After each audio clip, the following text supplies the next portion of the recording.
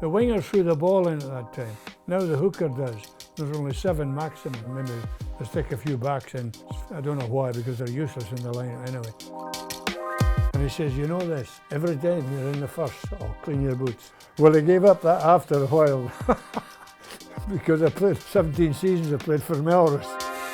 I don't know if it made a difference, but I do know the players were in no doubt at all. They had an awesome responsibility.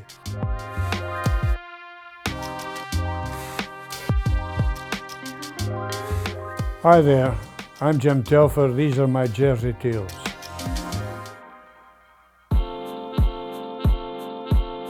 The first 2 jerseys I want to talk to you about are my first cap playing against France. When I was capped in 1964, the 5 Nations used to start earlier because it took 10 weeks to complete. So we actually had the first game on the 5th of January 1964. And because the French jersey and the Scottish jersey are very similar, both blue, royal blue, the home team usually has to change. So when Scotland play France at home, Scotland changed to a white jersey and France are allowed to play in a blue jersey. So this is my first cap, and my opposite number was a chap called Michel Kraust, and he was a very experienced international. And there's a little story about him at the dinner later. We used to have official dinners where everybody dressed up in Dickie Bows and so on. And he, because he was my opposite number, sat next to me. We were about to eat the main course, which was steak. And he leant across with his fork and jabbed the fork in the steak and took it and ate it. And I was left with nothing to eat, and I didn't know how to react. And being a coward, I just let him eat it. I wasn't expecting to be chosen, but it was tremendous relief when I received the letter just before New Year. At that time, the letters referred to the game, and the one thing you were told that you couldn't swap your jerseys. And it's one of the reasons I've got about 7 or 8 English jerseys, because we always played France first, then we played Wales, then Ireland, then England. And if you were rich, you maybe could have swapped your jersey and bought another one. But I wasn't very rich, I was a student. I only could swap with English players towards the end of the season until I started to work, and then I swapped with players. So this is a really prized jersey for me. This was given to me by Brian Lahore, captain of the All Blacks in 1966, when I was in New Zealand with the Lions team.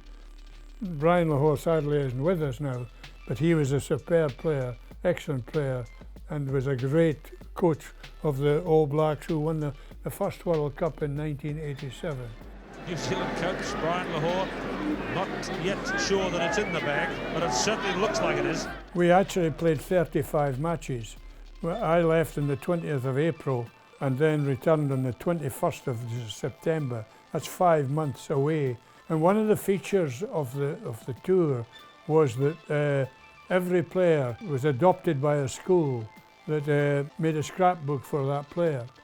And this scrapbook is a remarkable scrapbook done by a boy called Noel Letford. And he has a scrapbook of all the games that the Lions played in New Zealand in 1966. He has a bit about every team we played against. And in fact, there's a huge section on Melrose, the Borders, in Scotland. In fact, there's more in the scrapbook that he made than I did. There were things I didn't know.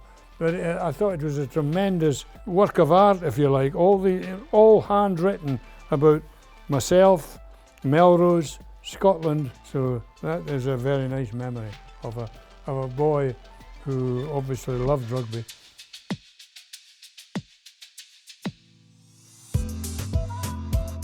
Okay, this jersey was given to me by Tommy Bedford, 1968 Lions Tour. He was the number 8. One of the reasons I'm showing you this jersey is because he was, at that time, very quick, small, but he still played number 8. And it was a relic, if you like, of how the South Africans used to use their fast men off the scrum. I've often wondered why it was called 8th man. It could have been the back man in the scrum. But I think the reason they were called the eighth man was because there were 8 players in the line-out. The winger threw the ball in at that time. Now the hooker does. There's only 7 maximum, or usually in there. Maybe they stick a few backs in. I don't know why, because they're useless in the line anyway. The South Africans, with their hard grounds, used to develop this fast man off the tail of the line out, and he was very destructive. And Tommy Bedford was probably one of the last really quick number 8th man. I'm showing this because it's the preparation paper for a match for Bill McLaren. And Bill McLaren was a special man in the borders and round World Rugby because of his great communication skills, his great knowledge of rugby. In fact, we both taught in the same school for a while before Bill retired at Hoyk High School. This is the preparation. I think he started on a Wednesday of the week before the international, and he wrote everything relevant down of the 2 teams and about the players. So this is the notes, if you like, from the game we played in Paris in 1969 when I was captain and Scotland won 6-3. He has a comment there, Scotland won 6-3, outplayed. We were completely outplayed, but we managed to win the game 6-3. And the caption by a famous writer in Scotland, Norman Mayer, who wrote for the Scotsman, said that Scotland were so lucky in Paris they could walk across the channel and they wouldn't drown on the way home.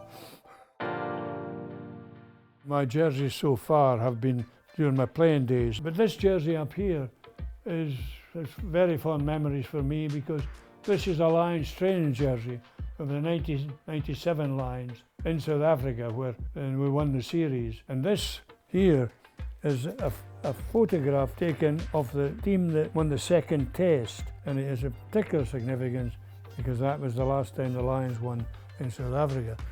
When you get the four countries together and the best players for those 4 countries come to play with each other, it's a tremendous experience. I had captained the Lions in 1966 once, and to me that was, as a captain, that was as high an honour as you could get.